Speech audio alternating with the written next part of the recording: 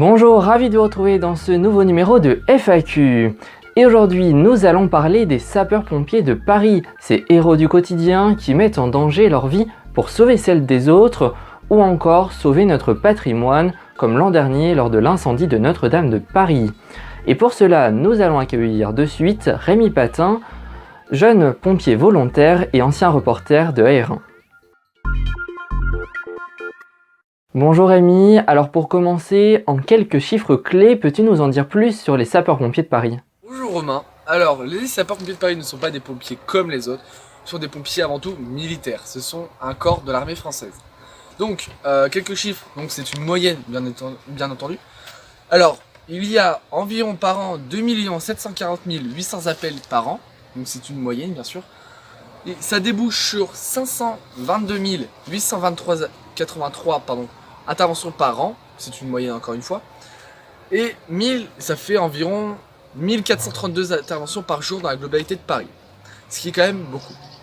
D'accord, et comme tu le disais, les sapeurs-pompiers de Paris sont militaires, mais pour quelle raison ?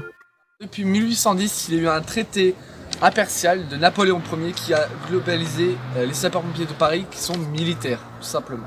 Voilà. Et cela a pris en compte en 1811. Et quelles sont les principales missions des sapeurs-pompiers de Paris ? Les sapeurs-pompiers font dessus, donc, comme je vous l'ai dit tout à l'heure, 1432 interventions par jour, ce qui représente environ du secours à la personne, 81%, donc ce qui est quand même beaucoup. Des opérations diverses, des ouvertures de portes, etc., plein de trucs comme ça, c'est 8,7%. Après, nous avons la protection à la personne, 3%, c'est assez peu quand même. Des accidents sur la voie publique, des accidents de voiture, des accidents de scooter, des accidents de vélo, etc. C'est 4,5%, ce qui est quand même une petite majorité. Et en tout dernier, les incendies. Et oui, les incendies, on ne croirait pas, mais c'est 2,8% des interventions des sapeurs-pompiers de Paris. D'accord, et y a-t-il des sapeurs-pompiers volontaires chez les pompiers de Paris ? Les sapeurs-pompiers, c'est assez compliqué parce qu'ils ne sont pas volontaires, en fait, ils sont quand même militaires, parce que c'est quand même la brigade. Mais le problème c'est qu'en fait ils n'habitent pas à Paris même. C'est très peu de gens qui sont pompiers de Paris qui habitent à Paris. Ils habitent en province et en fait les casernes hébergent les pompiers pendant leur garde. Alors leur garde c'est 48 heures, 72 heures, ça dépend les personnes où ils habitent. D'accord, et enfin comment sont-ils recrutés car je suppose qu'il y a une certaine sélection ? Oui, il y a des tests pour entrer chez sapeurs-pompiers de Paris quand même, c'est évident quand même, c'est évident. Donc il y a une natation, donc 100 mètres nage libre, donc en gros faut juste pas s'arrêter.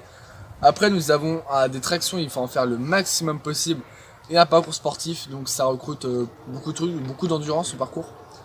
Après il y a un QCM sur la brigade de sapeurs-pompiers de Paris, parce que si vous avez quand même des connaissances en termes pompiers, parce que je veux dire en termes pompiers.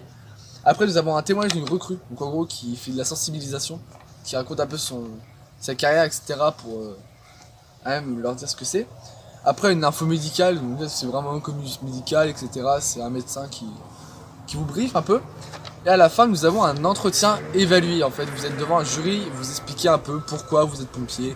Ils vont vous poser plein de questions pour voir un peu comment vous êtes. Et voilà, et tout ça est évalué bien sûr. Eh bien, merci à toi Rémi d'avoir répondu à toutes ces questions et d'avoir mis en lumière les sapeurs-pompiers de Paris, ces vrais héros du quotidien. C'est donc la fin de ce numéro de FAQ sur AR1. On vous donne rendez-vous en commentaire pour nous donner toutes vos questions ainsi que vos idées de sujets pour de prochaines émissions. D'ici là, je vous souhaite de passer une excellente fin de journée et je vous dis à bientôt sur AR1.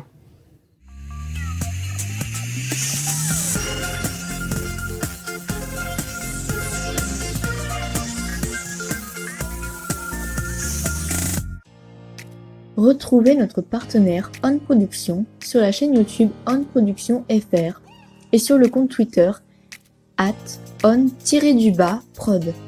Au programme, toutes leurs productions et bien plus encore.